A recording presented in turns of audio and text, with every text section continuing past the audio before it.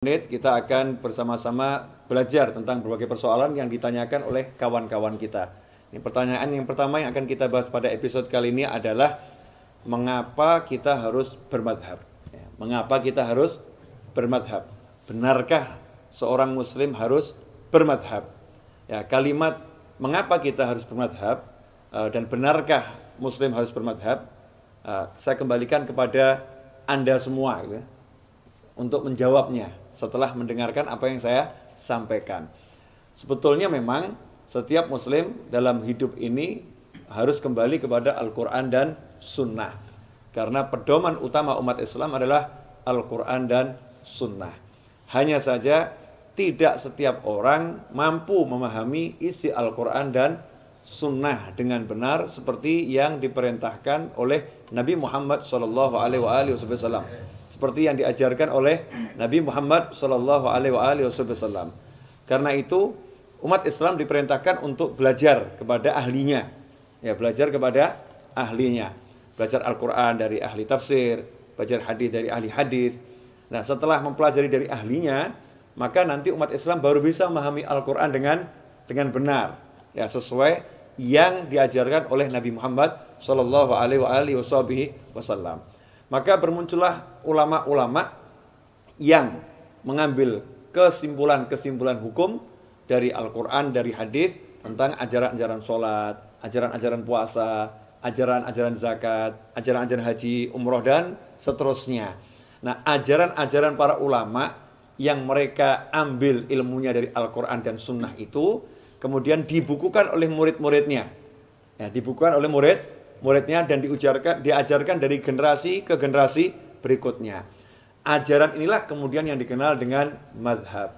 Jadi murid-murid dari Imam Syafi'i maka disebut madhabnya Syafi'i. Murid-murid dari Imam Abu Hanifah madhabnya Hanafi. Murid-murid dari Imam Maliki madhabnya Maliki. Murid-murid dari Imam Ahmad bin Hambal madhabnya Hambali. Maka Islam secara keseluruhan garis besar masyarakat muslimin ini kembali kepada 4 ulama besar ini. Kenapa? Karena keempat ulama ini sudah dikenal keluasan ilmunya dan apa yang dibutuhkan sudah ada itu dalam uraian-uraian yang beliau sampaikan dan beliau ajarkan. Nah, kalau ditanya benarkah kita harus bermadhab? Jawabannya benar, kita harus bermadhab. Karena dengan bermadhab kita selamat dari memahami Al-Quran dan Sunnah sesuai dengan pikiran masing-masing, dengan kepala masing-masing. Yang mana Rasul melarang kita belajar sesuai dengan kepala kita, pikiran kita. Man fasara Al-Quran bi ra'yihi falyatabawa maq'adahu minan nar. Siapa menafsirkan Al-Quran sesuai dengan pemikirannya sendiri, maka silahkan ambil tempat duduknya di neraka. Nah, agar tidak terjadi yang seperti itu, maka kita belajar pada ulama. Udah ada ulamanya. Alhamdulillah di Indonesia mayoritas mengikuti ulama yang bernama Imam Syafi'i. Sehingga madhabnya dikenal madhab Syafi'i. Di negara lain mungkin berbeda. Di Mesir juga ulama yang dikenal adalah Imam Syafi'i. Sehingga madhabnya adalah Syafi'i. Nah, kalau ada orang berkata, saya nggak mau kembali pada madhab. Al-Qur'annya ada, hadisnya ada. Justru itu berbahaya. Nanti dia akan mengambil hadis secara tidak lengkap. Karena hadis tentang takbiratul ihram misalnya bukan cuma satu hadis. Hadis tentang ruku' bukan cuma satu hadis. Hadis tentang bagaimana cara duduknya Nabi Muhammad SAW ketika tahiyat awal, tahiyat akhir bukan satu hadis. Karena hadisnya itu banyak dan terkadang hadis yang satu dengan hadis yang lain tampaknya saling bertentangan. Kalau orang awam asal mencomot ngambil hadis kemudian diamalkan, bisa jadi hadis itu sudah dimansuh oleh hadisnya Nabi Muhammad SAW yang lain. Sudah dihapuskan hukumnya oleh hadis-hadis yang berikutnya. Sehingga dia mengamalkan sesuatu yang sebetulnya sudah tidak seharusnya diamalkan. Justru salah jalan. Atau dia menafsirkan sesuai kepalanya sendiri.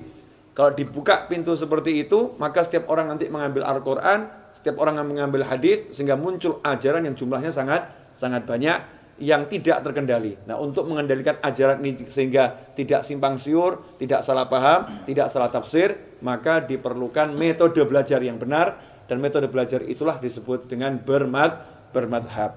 Sehingga wajibkah orang bermadhab? Demi menjaga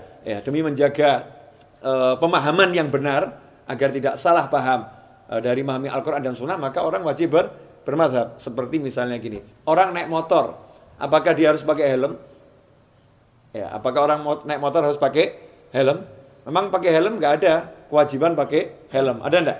Nggak ada kewajiban pakai helm dalam beragama, kan tidak ada. Tetapi kepala kita ini mahal. Nah, orang mencederakan kepala kan nggak boleh. Ya, orang membuat kepalanya itu nanti jadi terluka kan nggak boleh. Demi melindungi kepalanya ini maka orang diberi helm. Jadi pakai helm jadi penting nggak itu? Penting. Haruskah? Ya harus. Seperti dalam peperangan kalau punya duit ya beli topi baja itu ya dulu. Atau baju baja. Kenapa? Karena melindungi nyawa, jantung, kepala itu bagian dari hal yang harus dilakukan. Insya Allah Anda bisa menyimpulkan sendiri ya, bagaimana kita ini bermadhabkah atau tidak harus bermadhab. Nah, sementara semua ulama yang saya sebutkan tadi, mereka semua mengambil sumber hukumnya berdasarkan dari Al-Quran dan Sunnah.